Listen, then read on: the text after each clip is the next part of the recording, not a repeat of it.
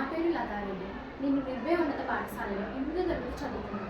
ఈరోజు నేను గణతంత్ర దినోత్సవం గురించి చెప్పబోతున్నాను. ముందుగా అందరికీ గణతంత్ర దినోత్సవ శుభాకాంక్షలు. మన భారతదేశాన్ని బ్రిటిష్ వాళ్ళు దాదాపు 200 ఏళ్ళుగా పరిపాలిస్తున్నారు.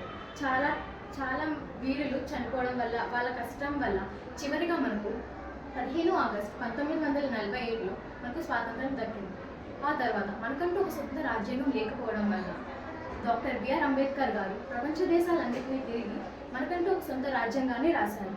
అది మనకు 26 జనవరి 1950లో అమలు చేశారు. అందుకే మనం గణతంత్ర దినోత్సవంగా జరుపుకుంటున్నాము. తర్వాత మన రాజ్యాంగంలో ఏం రాసింది? ఎవరైనా తప్పు చేస్తే అది కామన్ మ్యాన్ అయినా, ప్రైమ్ మినిస్టర్ అయినా శిక్ష దక్కాల్సిందే.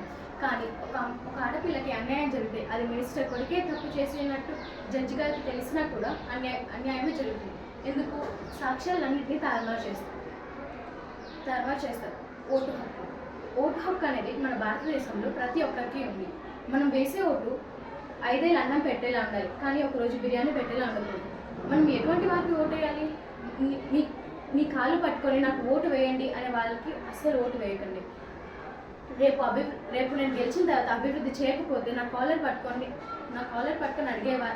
అనే వారికి మాత్రమే ఓటు వేయండి. ఎవరికి దొరుకుతుంది స్వేచ్ఛ? పట్టపగలో ఒక ఆడపిల్ల స్వాతంత్రంగా తిరిగినప్పుడు, ఎవరికి కావాలి దేశాభివృద్ధి, విదేశీ ప్రయాణం కోసం క్యూ కడుతున్నప్పుడు, ఎవరికి కావాలి స్వాతంత్రం, ఇంకొకరి కింద బానిసంగా ఉండడం వల్ల. చివరిగా నేనేం చెప్పాలనుకుంటున్నానంటే, రేపు పొద్దున అందరూ స్టేటస్లో I love my India, happy republic day అని పెడతారు కాదు. ఇది కాదు మిత్రమా. మన భారతదేశంలో, మన సమాజంలో జరిగే నిజాలని నిర్భయంగా పెట్టండి. అప్పుడే వాళ్ళకి అబద్ధం చెప్పి సంతోష పెట్టడం కన్నా నిజం చెప్పి బాధ పెట్టడం మేలు. ధన్యవాదాలు.